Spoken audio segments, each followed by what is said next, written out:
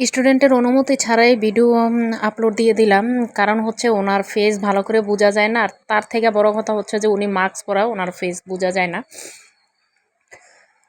এবং কি খুব মজাদার একটা ঘটনা কি জানেন, সেটা হচ্ছে যে আমার এই ট্রেইনারের লাইফে এই ফার্স্ট আমার কাছে এই একটা স্টুডেন্ট আসলো যে 3 দিন হয়ে গেছে উনি এখনও পিকআপই দিতে পারে না।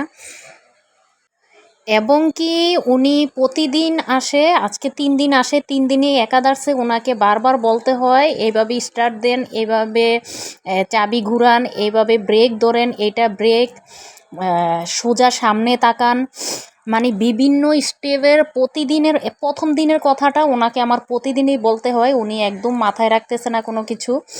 আমি বুঝতে পারতেছি না, উনি স্টাডিংয়ে বসার পরে হয়তো বা ওনার ধ্যান থাকে না, ওনার ধ্যান অন্য কোথাও, যেহেতু উনি খুব প্যারার একটা চাকরি করে, হয়তো সে অফিসিয়াল কোনো বিষয় নিয়ে টেনশনে থাকে, এই জন্য হয়তোবা সে ভালো করে এইভাবে ধ্যান দিতে পারতেছে না। এই যে দেখেন, তার কিন্তু আজকে 3 দিনের ভিডিও, তারপরও দেখেন আমার সামনে এক হাত, পিছনে এক হাত থাকতেই হয়, না হলে উনি গাড়ি নিয়ে পড়ে যায়। উনি গাড়ির ব্যালেন্সই রাখতে পারে না, গাড়িটা স্টপ ব্রেক ধরার পরেও উনি ব্যালেন্স রাখতে পারে না, গাড়ি নিয়ে উনি পড়ে যায়।